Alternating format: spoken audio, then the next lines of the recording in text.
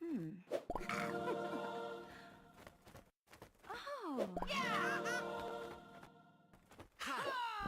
As someone who returned to Fortnite 5 years later, the first thing I did was look at the current battle pass, and yeah, it's pretty bad. Looking through it, there's only one skin that's worth getting, and that's Peter Griffin. And that's only because I know who that is and how funny this skin would be when playing Fortnite. Looking at the shop as well, I wasn't too impressed. I mean, yeah, there are cool superhero characters, but what if you don't like those skins, then what? The skins made by Fortnite are pretty ugly too. They don't look very appealing like they used to when Fortnite first started. Now I can see why so many people say this. Will Fortnite ever re-release the old Battle Pass skins? Now I know a lot of OG players will say this, it's not fair because the new players weren't there. And honestly, as someone who owns most of the old battle passes, it really wouldn't bother me if they re-release them. But it'll definitely trigger a lot of people, probably millions of players. Re-releasing these items would probably make my accounts less valuable. Skins like the Reaper, Omega, Peely, and the Black items would probably make my accounts less valuable. Skins like the Reaper, Omega, Peely, and the Black Knight are pretty much the favorite skins everyone wants from the old days. Fortnite has created alternatives to some of these skins, but they just aren't the same. I'm actually glad they don't reskin old battle pass skins a lot because it does get repetitive. For example, I'm tired of seeing Jonesy. He is used in so many skins. There are so many skins about him that it almost looks like they're running out of ideas. Fortnite has posted countless times that these battle pass skins and emotes are exclusive to that season and will never return. The reason for this is Fortnite would make less money. Yeah, I know. How does bringing back wanted skins make them less money? It would make them more money, right? But it doesn't. And it's kind of obvious why. One of the main reasons for this is the Battle Pass itself. The Battle Pass is exclusive to that season. Now, what would happen if they put the skins and emotes from the Battle Pass into the shop? Nobody would buy the Battle Pass. Many articles have stated that most of the money Fortnite makes is off the Battle Pass. Now, there are some Battle Passes that I missed that I would most likely have bought. Battle Passes collabs was probably the smartest idea Fortnite has ever made. It makes them more money and it makes hardcore fans of those collabs happy as well. In the current Battle Pass for Chapter 5 Season 1, we have a collab skin that is Peter Griffin. Now if you missed this Battle Pass, you will never be able to get Peter again, I'm assuming. As a solution to this, instead of releasing this version of Peter, they can release the original Peter Griffin from the show. Now that's a skin I would pay any amount of money for, but they would have to make Peter a little bit smaller because his hitbox would be out of control. They probably thought about this. They were like, why don't we just add the original Peter Griffin? But they pretty much can see why. He is too big. And now you can have two cool versions of Peter Griffin. Or if you missed the Battle Pass one, you can have the shop one, and they're both as good. Actually, I think the original one from the show is better. Another thing I wanted to talk about were collaborations in the Battle Pass. Did you know it has been 4 years since the last Battle Pass had no collab skins included? So this means that no collab skins with another company. So Marvel, DC, like Dragon Ball Z, any type of collab that were in Battle Passes. I was pretty shocked that I found out majority of the fan base online are against these collabs. Most people believe it is a waste of a tier, others believe they should be left in the shop and should be optional. The players that do like the collabs often say the quality of the original skins are terrible, and me personally, I'm going to have to agree. And the original skins they're talking about are the ones you get in like the other tiers, like the random skins you see that the Fortnite created. They don't look that great and it's definitely something I wouldn't buy, but it does look like Fortnite actually copied them from something else, or I don't know where they got the idea from, but they don't look that great because they also don't look original either. Sometimes they're just reskins. Maybe we're just at the point where Fortnite is running out of ideas. I guess I'm just gonna have to stick to my Omega skin and move on. Honestly, what they could have done to make it fair for those who missed the Battle Pass in the future is to have two different versions of the same skin. Imagine if they had the Dark Knight Joker in the shop and then for the Battle Pass they added the one from the animated show. I would literally buy both and probably use the animated version more because it fits the Fortnite gameplay way more. This topic also applies to emotes as well. Emotes in the Battle Pass will no longer return either. I have often heard that Orange Justice is the most loved emote. Well, it's a good thing I have these on multiple accounts. Actually, one emote I hope never returns is Take the L. Every single day, somebody would spam this on me. This happened to me so many times per day, it was not even funny. It's like the one thing I remember from the old days of Fortnite. I will get my revenge one day. You know what's something I wish they did add on Fortnite? I wish there was a way to finish old battle passes. Imagine this. For one weekend during a special event, you will be able to finish a battle pass you never completed. In season 2, when I bought the battle passes on my accounts, I was never able to complete them. I was short a few levels from getting the Black Knight. I actually remember why I never got the Black Knight on some of my accounts. I was in school and then I ran out of time pretty much. I will literally play 24 hours to get all the old battle pass skins and emotes. But if they were to do this, it should only be to the battle passes you bought back then. But this will probably never happen, so yeah. There are emotes that are rare for different reasons besides the battle pass. I wanted to use these as a way to prove to you that rare items have a lot of value. For example,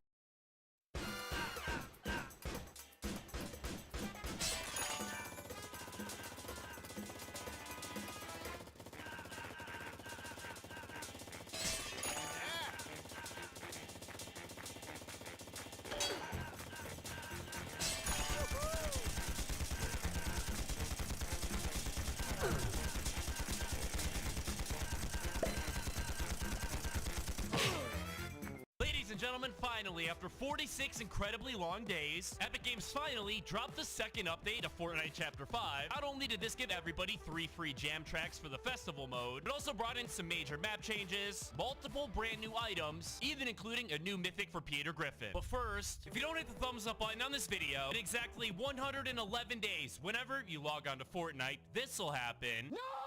But if you do hit the thumbs up button, in exactly 111 days, when you log on to Fortnite, this will be waiting for you. The choice is all yours, so choose carefully. Well, ladies and gentlemen, we've wasted too much time. We got a bunch of awesome stuff to cover in this video, including Peter Griffin's new mythic weapon. Let's get into it. Super quick, before we check out Peter Griffin's new mythic, first things first, ladies and gentlemen, when opening up Fortnite today, I'm sure we all noticed one major difference. Obviously, being with the Chapter 5 island, where a bunch of the snow on it has actually began to melt, and we all knew this was going to be happening at some point, not just because the leaked version of the Chapter 5 map barely had any snow on it at all, but also because at all the different train stations here on the island, you were able to see that same version of the Chapter 5 island with basically no snow on it at all. The main area affected by this map change is the north area of the map where Layer is located, and once the snow melted, it actually revealed an entirely new biome that we've never seen in Fortnite before. You'll notice the grass is a darker color, but I gotta say the graphics look absolutely insane here. As far as map changes go, that's pretty much all we got, except for this building, and I'm not honestly even sure if this building is new or not. I do know that Epic Games added a massive secret here in today's update. Let's check this out. Located here, it's actually a brand new interactable character known as April O'Neil. This character actually comes directly from Teenage Mutant Ninja Turtles, where the story goes, she was basically the first human ally of the Ninja Turtles. She now has a skin in Fortnite. It's not yet available in the item shop or anything like that, but this character actually contains a huge hidden secret. Let's check this out. Her character description reads: nothing phases April, not even 4 mutated turtles who know Nujitsu. Okay, maybe that phased her a little, but now she's here to help the turtles take down the Foot Clan. If you don't know who the Foot Clan is, basically, they're the main antagonists in all of the Ninja Turtles movies and comics, led by this dude that goes by the name Shredder. He has also been added to the game as a skin. Will release very soon inside of the item shop, alongside an entirely new Teenage Mutant Ninja Turtles event that'll literally have its very own tab, with a bunch of different quests you're able to complete, giving you a bunch of awesome rewards. During this event, we'll finally get to see the Teenage Mutant Ninja Turtles underground base location finally added into the game, as well as a brand new Teenage Mutant Ninja Turtles weapon. But anyway, let's go back to the April O'Neil character, because if you take the Donnie Ninja Turtle skin and go over and chat with April, goes on to reveal something huge, saying, "Thanks for always being there for me, Donnie." Now at first, that doesn't sound like it's going to be a big deal at all, but in the Teenage Mutant Ninja Turtles show, Donnie himself actually has a huge crush on April O'Neil, but unfortunately has never actually made it out of the friend zone. It seems like he's still in the friend zone here in Fortnite, which is just heartbreaking. April, can you please give our buddy Donnie a chance? And don't worry, coming up next, we'll check out Peter Griffin's new mythic. That's not the only mythic we received. We actually received a total of 5. Now I'm looking for the first one right now, ladies and gentlemen. Don't worry, I'm able to fast forward it, so you guys don't have to sit here and wait. And just like that, we found it, ladies and gentlemen. This is the cardboard box mythic. The easiest way to get it is just land and talk to the Solid Snake NPC. He will sell it to you for the low price of 100 gold. As soon as you get it, they come in a stack of 5 different cardboard boxes. Look at the description of that, bro. It literally says snake. Let's try this thing out, right? We'll go ahead and throw some at the ground just like this. Then we're able to hop and hide inside of it. I honestly really don't know why this is a mythic weapon at all. It's literally not even a weapon. Like, you just throw boxes around. Probably the weirdest item we've ever seen added into Fortnite. But that's only the beginning, because Solid Snake sells the very next mythic weapon, being the EMP Stealth Camo. We'll go ahead and purchase that. Check this out. We're able to activate it by hitting R2. Oh, we literally go fully invisible. That's sick. These remind me a lot of the invisibility gauntlets that we had back in Chapter 4. They basically seem to be pretty much the same thing. We're moving on to our very next two mythic weapons. These aren't brand new and were actually released for the first time many years ago, all the way back in Fortnite Chapter 2. First one, none of us expected. Literally being TNTina's explosive bow, which makes a ton of sense because here on the Chapter 5 island, Epic Games actually has a secret TNTina reference located at the oil rig where you're literally able to find her exact mask. Well, now her explosive bow has been re-added to the Fortnite game files, and you can expect to see it re-added to the loot pool here very soon. Keep in mind, this will probably be the same nerf version that we had in Chapter 4. Speaking of Chapter 4, we also had the drum gun in the game. That's right, Midas's mythic weapon itself. Obviously, we've all expected Midas to return at some point here in Chapter 5, as there have literally been so many different teasers, both in previous Fortnite seasons and even here on the current Chapter 5 island. Well, now, Midas's mythic drum gun is officially back in the Fortnite game files as well, and just like the explosive bolt, this will likely be a nerfed version, just like in Chapter 4. This might be Epic Games just preparing the loot pool for next season. Maybe we could see these weapons arrive as soon as next week. But now our final mythic weapon, by far being my favorite. Like I mentioned earlier in the video, this mythic weapon has to do with everybody's favorite character here in Chapter 5, being the Peter Griffin boss. Previously, upon eliminating him, only mythic weapon you would get, Peter Griffin's hammer pump shotgun. But as I've already talked about multiple times on the channel, inside of the Fortnite game files, he has another mythic weapon known as Totally Not Peter's Ranger Pistol, and we have basically been waiting the entire season for Epic Games to add into the loot pool before we get that mythic weapon. Did you know Epic Games actually added a bunch of Family Guy skins to the game files? That's right, ladies and gentlemen. Before, it was only Peter Griffin in the game, but coming up very soon, way more Family Guy skins are going to be arriving. I don't know about you, but I'm really hoping that we see Stewie Griffin. Really, anybody from the show, I think, would be an incredible addition to the game. As we find out more information about these exact skins, I'll post a video later this week explaining and showcasing everything for you guys. But as you can see, we landed at Snooty Steps. The Peter Griffin boss is located, and I spent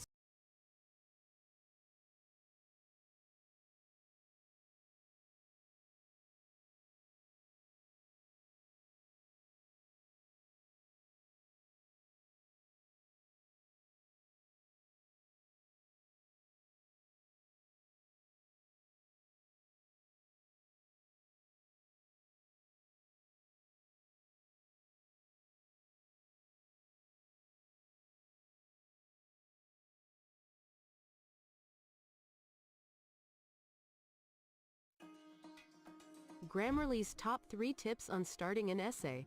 Let's say you're struggling to... My name is Schlatt, and there's one thing you need to know about me.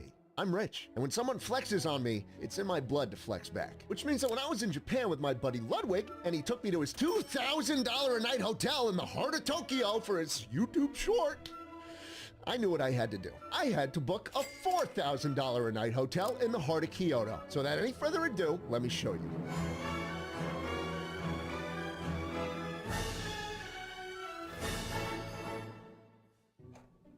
Let's start with the master bedroom. Look at this. We're in the Ritz-Carlton, Kyoto. You know it's a nice room when the bed is not up against the wall. They built a fake wall for this. You seeing this? Come around here. Look at this. It keeps going. It's a fucking closet. Can you believe that? We got some nice artwork. That's probably $30,000. I don't fucking know. Look at this shit. The bathroom has a television in the mirror. What the fuck? Are you that fucked up off of watching TikToks all day? You need Subway Surfers when you're brushing your fucking teeth? This is the bathroom. Fucking bathroom's got a phone in it for when you're taking a real nice shit, but you need to take an important call as well. Ladies and gentlemen, the ultimate title that you can achieve in the game of chess is Grandmaster. It's the highest possible distinction, meaning that you have a full mastery of the game. I suppose you can make a technicality and say that becoming the world champion is another title, but officially recognized title is Grandmaster. And I'm not a Grandmaster. I have a long playlist on this YouTube channel of my trainings that I did when I made a comeback to tournaments. I have since retired for various reasons that I've talked about at length. And if you're even confused about how to become a Grandmaster, you can find that in another video I did some years ago. That's not the point. The point of this video is that sometimes I have really good chess days. We all have really good chess days sometimes. Other days are horrible. I like to share both the good and the bad with you. And yesterday I had a really good chess day where I performed at a 2,900 and 3,000 level on chess.com. like a strong grandmaster would. Days like this make me want to come back to competitive chess, and maybe I will at some point in the future. And one of these games actually was against a world champion contender whose name is Garakamsky, who I have played a couple of times, probably been featured a handful of times in my videos. 2846, 2880, 2860 were the levels of my opponents, as well as 2941. So we are going to look at a bunch of these games. I was discriminated against my entire life because of my golden child sister. She now tried walking down the aisle at my wedding, and I finally got revenge. So, ever since I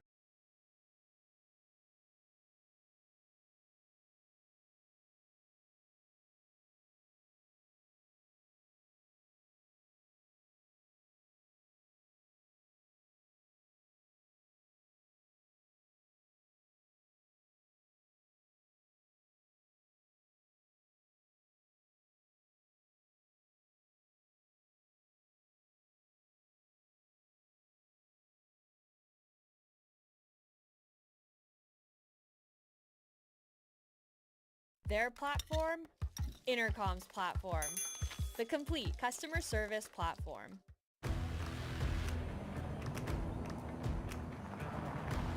Find your path. Tech news isn't just information. It's also a state of mind. But tech news isn't just a state of mind. It's also information. Write that down. Details about Intel's upcoming Arrow Lake S platform have leaked, lending credence to rumors that Team Blue plans to kill hyperthreading, which allows 2 threads to run on a single core. Reliable hardware leaker Yuki Yans, on Twitter initially published excerpts from an alleged Intel document before removing the tweet. So, unfortunately, only 90% of the internet was able to get screenshots. Doesn't do anything. According to these documents, Arrow Lake S processors will feature the same core count as the current 14th gen Raptor Lake refresh chips, and will have hyperthreading disabled on performance cores. Rumors have been swirling since at least July of last year that Arrow Lake would ditch hyperthreading in favor of something called rentable units. Allegedly, Intel's plans here are influenced by the Royal Core project, thought up by legendary CPU architect Jim Keller during his brief stint at Intel. A potential replacement for hyperthreading has been detailed in a patent filed by Intel about a year ago, but Imagine an FPS game where no match ever plays out the same way. You might take it for granted now. The finals doesn't seem that different from other FPS fare on the surface, but it has a narrative that goes way back into the roots of FPS design history. This game isn't just evolution, it's a revolution, years in the making. To understand why we got here, let's go on a trip. A trip through the years of FPS game development. We'll start with 1993. Doom popularizes the FPS genre and pioneers immersive 3D graphics, as well as networked multiplayer gaming. In 1997, GoldenEye brings FPS games to the console world. We see split-screen multiplayer.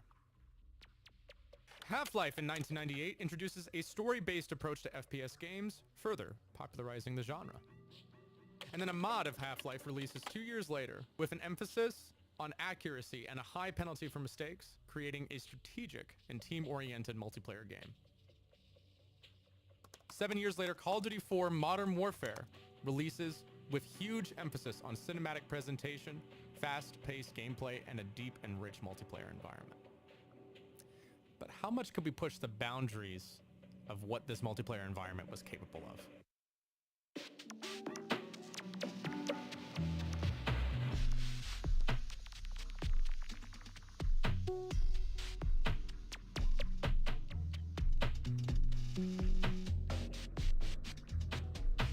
Out of all those games, there's one that I didn't mention, called Battlefield Bad Company 2. You might just take one look at this and go, what the heck does this have to do with a virtual game show FPS? This guy's in an Elvis suit, for crying out loud. Oh, thank you very much. It's true, Bad Company 2 predated the microtransaction era. And while the BDUs are gone, the engineering is still there. In Bad Company 2, you could bring a building down to the ground. In 2010, this was a big deal for a mainstream game. but it wasn't really like that. It had the effect of that, but what you were doing in practice was doing an amount of damage that triggered a preset animation. But that's the magic of game development, right? If you show the illusion, it's not fun anymore. Bad Company 2 was what got a lot of people into the series, at least on consoles many years ago. It was massive. In March 2010, it had sold over 2.3 million copies, and it was the best-selling March release on record in North America and Europe at the time. That is the greatest thing I have ever seen in my entire life. Sure, you could shoot through weak cover in Call of Duty, that was cool. But the Battlefield games were unique in giving you the ability to blow apart cover, interaction with the environment. Usually an FPS game kind of had to make that their whole gimmick. Sometimes that gimmick worked, and sometimes it didn't. But if you're talking multiplayer, at the time, nobody did destruction like Battlefield. But I am talking about a 14-year-old game, and a big wall in the way at the time was hardware. Consoles and gaming PCs had less processing power and memory, and could only render so much. Physics engines at the time were less advanced. You could destroy a building, but as I showed you, it did so in a predetermined way. It was preset animation that would activate under certain conditions, and wasn't totally unpredictable. Something else that gets more or less ignored is the network capabilities of 2010 as well. You had less capabilities for synchronizing destruction events across multiple computers or consoles. So the technology at the time was certainly powerful, but you could only go so far with it. And I'm willing to bet some devs of Battlefield felt the same way. So who are the devs of the finals? Embark Studios was founded by former Battlefield devs, principally some of the people that were at the height of DICE's popularity with the series. We're talking former CEO of DICE, now CEO of Embark Studios, Patrick Soderlund. The last time I read the name Patrick Soderlund was off of the back end of controversy surrounding Battlefield 5 in 2018. The game delved into some identity politics at a time that was very, very emotionally charged. This video is not an op-ed on that topic, so I won't dwell on that. While I do think that Battlefield 5's reception had a lot to do with him leaving, I think it was more of a convenient reason for him to get to work on a bigger project.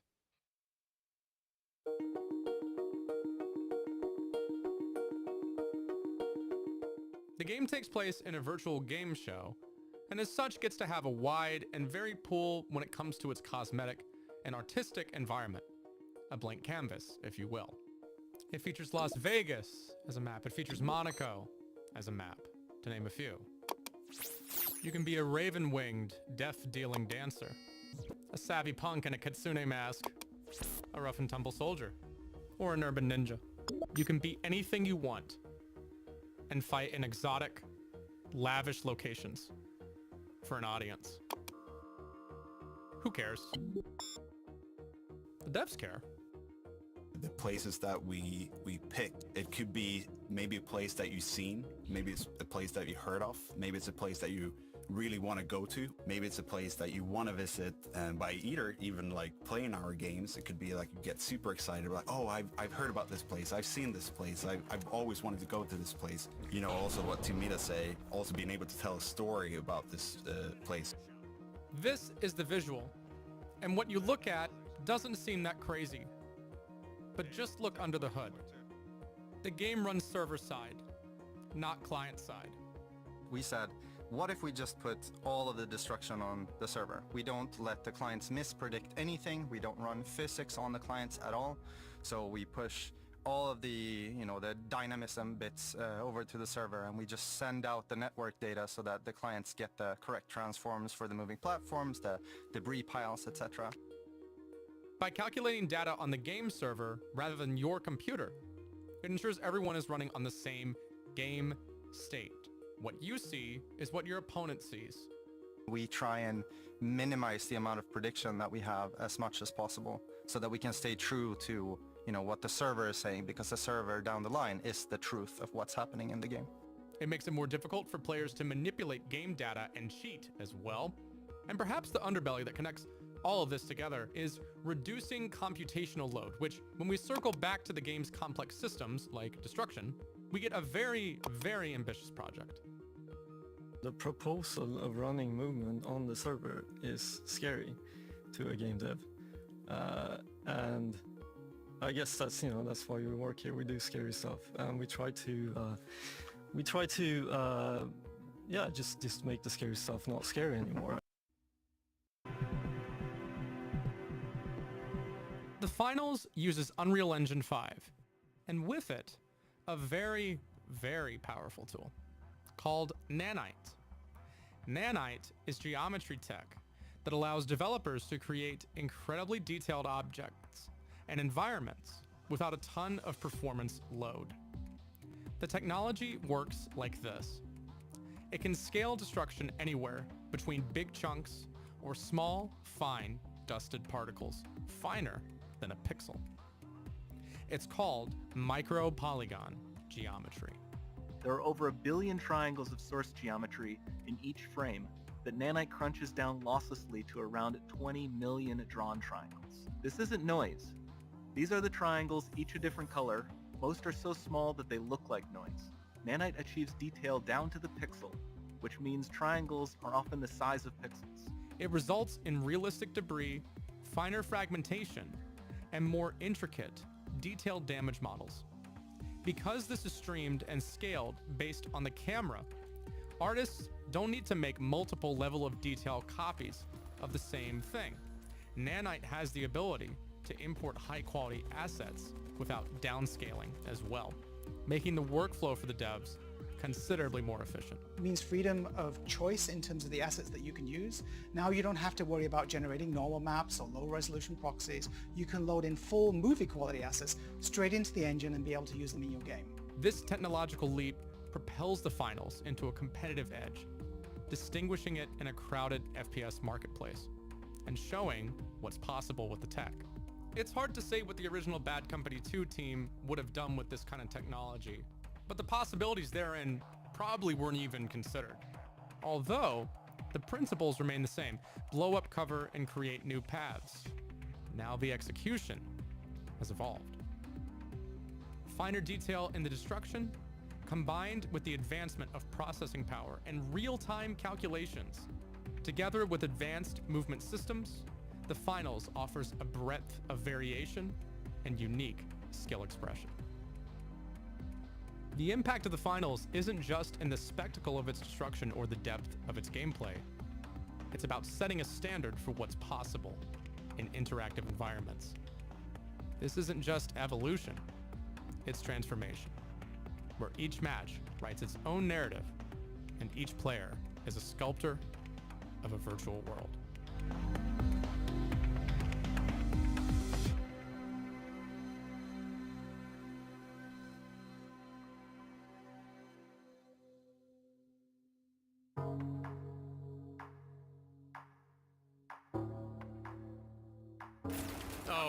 What are those 1 HP? There's 2 teams, quick res. Combat in the Finals is frantic and fast-paced.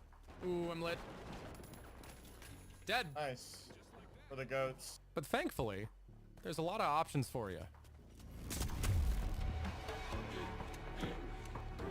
Arming a mine! Ah, I love this part of our show. Who will get to the new vault first? Hey, why not take a shortcut over a bridge? Jump pad deployed! Does this look familiar? It does what you'd expect. Oh, our cover's blown! I really want to see that from his perspective.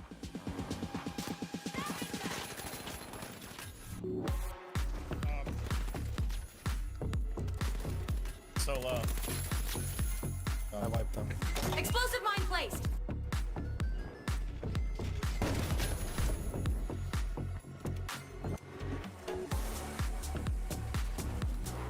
Oh, my screen. I killed him. Yeah, take them off. Oh, yeah, look at him. He's right there. Take them off down. I want you to shoot right on that. The format of the game is unique in and of itself. Instead of typical capture the flag, domination, or elimination style objectives we're used to seeing, the game encourages aggressive risk-taking and wants you to move around as much as possible. For the purpose of this video, I'll be talking about the tournament mode Cash Out.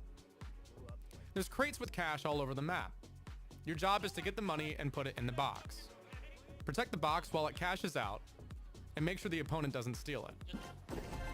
Nice. Tournament mode works off of a bracketing system, wherein you'll play as one of 4 3-player teams, all competing against one another. Score enough points and you work your way up the ladder until you reach the finals, where it's a simpler 3v3. There are 3 classes, designated by their movement and hit points: light, medium, and heavy. The light has a grappling hook and a cloaking ability. The medium is a powerful support class, and the heavy can use a big old machine gun and an RPG. Nading it? Is he dead? You don't need cracked out movement. Here, I use C4 to help my teammate get a better shot. He's one shot, 3rd floor. Going to the attic. Damn. So the game offers something for everybody in a way I haven't seen a lot of FPS games accomplish. The world is your FPS oyster in the finals. That's the whole point. He's one! He's one! Get him. Nice!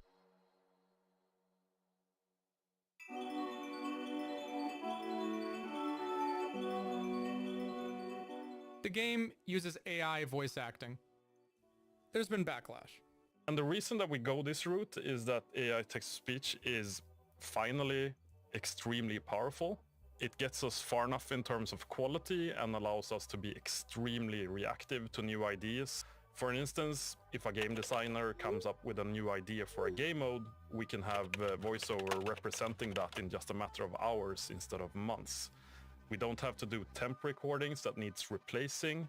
We're really coming into like a new dawn when it comes to video game voices.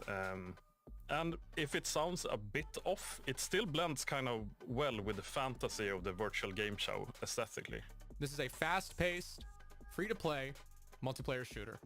Most people won't notice or won't care about the AI. But Embark is definitely making a stance here. Games are more expensive just to make than they were back then. Higher quality graphics, more detailed environments, and more complex mechanics all require more resources to develop. Things cost money.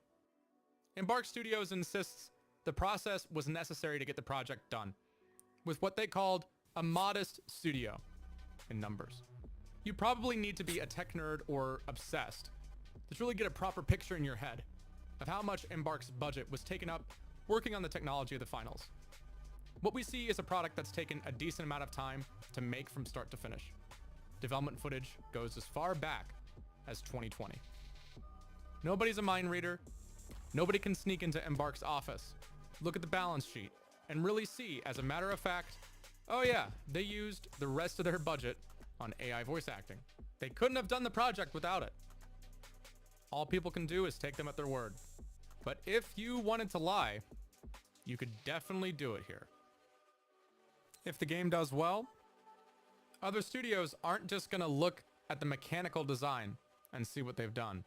They'll also take note of how they consolidated their workflow. Is it worth it? Well, like I said, this video is not an op-ed.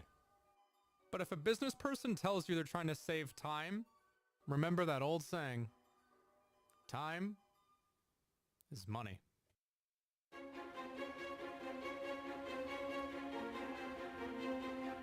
The Finals is a game that's made some compromises for the scope of its technologically ambitious goals. It seeks to iterate on development concepts that go back well over a decade and repackage those concepts into a modern, glitzy, brash, and conspicuous way. It is a gaming engineering feat. There's no mistake about that.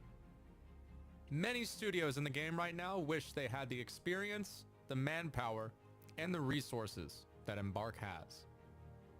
On the surface, it may look like another modern FPS multiplayer game.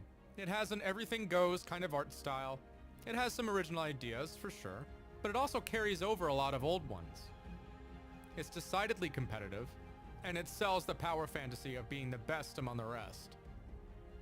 It is distilled, competitive FPS vinegar. But is that a bad thing? It probably depends on who you ask. They may say, this tech better serves a different game. They may scoff at the usage of AI. They may scoff at multiplayer only. They may scoff at the business model. Who's this game's audience? As it stands now, the game sits at a pretty humble Twitch tracker ranking.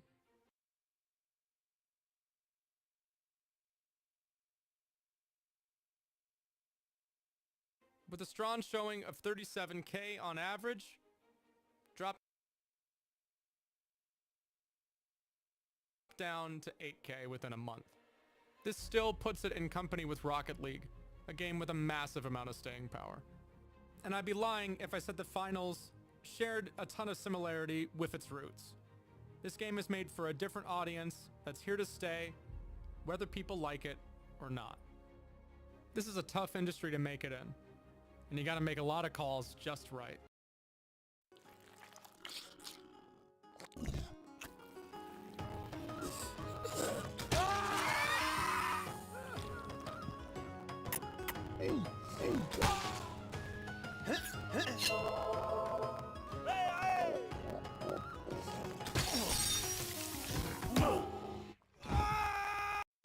Pistol